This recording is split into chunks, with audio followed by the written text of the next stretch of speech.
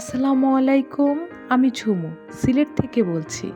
Bangladeshi blogger Jhumu চ্যানেলে আপনাদের আরও একবার স্বাগত জানাই।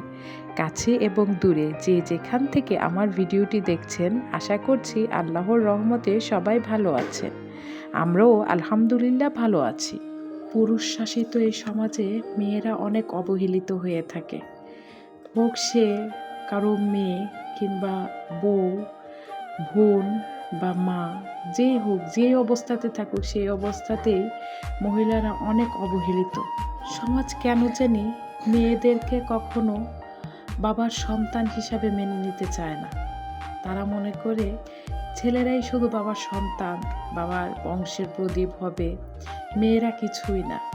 যদিও সেই বাবা বলে যে আমার মেয়েও ছেলের মতো, তো বাবাও কোনো না কোনো জায়গায় জানে যে না, ছেলে ছেলে আর মেয়ে মেয়ে।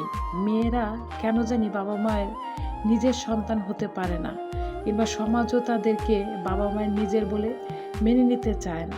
যতই বলুক আমার সন্তান, কিংবা সমাজ বলুক অমুকের সন্তান, মেয়েদের আসলে কোনো বাড়ি হয় না, কোনো ঘর হয় না। কখনো হয় তার সেটা বাবার বাড়ি, কখনো স্বামীর বাড়ি, কখনো বা ছেলের বাড়ি। তো মেয়েদের কি নিজেদের কোনো বাড়ি আছে? সত্যি কথা বলতে কি, আমার মনে হয় যে মেয়েদের কোনো নিজেদের বাড়ি নেই। আপনারা যখন কোথাও যাবেন, ভালো করে খেয়াল করলে দেখবেন যে কোনো অফিস আদালত বা যেখানেই যান না কেন, ছেলেদেরকে যতটা গুরুত্ব দেয়া হয়, মেয়েদেরকে কিন্তু তার বিপরীত অতটা গুরুত্ব দেয়া হয় না। তাদের কথাগুলোকেও ওইভাবে শোনা হয় না, কিংবা তাদেরকে একটু কটাক্ষ চোখে দেখে, ওই রকমটাই আমার মনে হয়। তো অনেকে আমাকে বলেন যে আসলে কি আমরা মেয়েরা প্রাধান্য পাই কোনো জায়গায়? যে যত বড় শিক্ষিত হই না কেন, মেয়েদেরকে একটু আর চোখে সবাই দেখে, হোক শ্বশুরবাড়ি, হোক বাবার বাড়ি, কিংবা হোক সমাজের অন্য কোনো জায়গায়। কেন জানি না মেয়েরা এখনও অবহেলিত। আমাদের ইসলাম ধর্মে মেয়েদেরকে অনেক সম্মান দেয়া হয়েছে, আলহামদুলিল্লাহ। যদি সেই সম্মানটুকু সমাজেও বিদ্যমান বা কায়েম করা যেত, তাহলে মনে হয় না যে মেয়েরা এতটা অবহেলিত হতো। প্রতিটা পরিবার যদি যে যেখানে আছে সেখান থেকেই ইসলাম ধর্ম অনুযায়ী প্রত্যেকটা মা, বোন, স্ত্রী ও মেয়েকে যথাযথ সম্মানটা দিতে পারত, তাহলে হয়তো আজকে মহিলারা এত অবহেলিত হতো না। আজকে অনেক বড় বড় কথা বলে ফেললাম, যদিও এত বড় বড় কথা বলার মতো সাহস আমার ছিল না এই প্ল্যাটফর্মে। তারপরও আজকে মনের ভাবনাগুলোকে শেয়ার করলাম, আশেপাশে যা দেখছি তাই আপনাদের সঙ্গে কিছুটা শেয়ার করেছি। তো যদি এই আমার কথাগুলোতে কোনো ভুল ত্রুটি হয়ে থাকে, দয়া করে ক্ষমা সুন্দর দৃষ্টিতে দেখবেন। আমার ভিডিওটি এখনও যারা কন্টিনিউ করছেন, প্লিজ একটি লাইক দিয়ে দেবেন।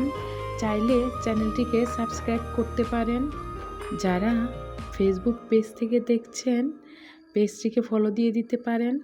তাই কবি কাজী নজরুল ইসলাম বলেছেন, বিশ্বের যাহা মহান সৃষ্টি চিরকল্যাণকর, অর্ধেক তার করিয়াছে নারী, অর্ধেক তার নর। একবার কি ভেবে দেখেছেন মহিলা ছাড়া এই পৃথিবীটা কেমন হতো?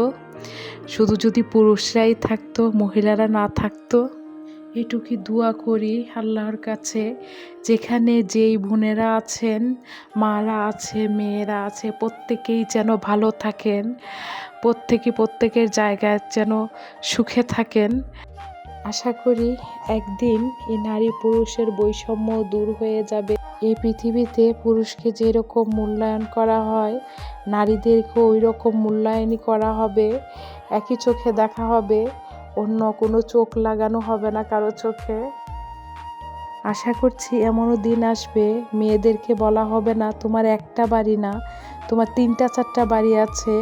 বাবার বাড়ি, স্বামীর বাড়ি, ছেলের বাড়ি, ভাইয়ের বাড়ি, ওইটা না বলে মানুষ বলবে না, এই মেয়েটার এই বাড়ি। একটা মেয়ের একটা বাড়ি অন্তত থাকবে। এই পুরুষ মানুষদের বাড়িগুলোর কথা বলা হলো, তারা যখন ইচ্ছা তখনই সেই বাড়ির থেকে মেয়েটাকে বের করে দিতে পারে। কিন্তু মেয়েদের যদি কখনো নিজেদের বাড়ি হয়, তখন মনে হয় না যে তাকে কেউ আর বের করতে পারবে।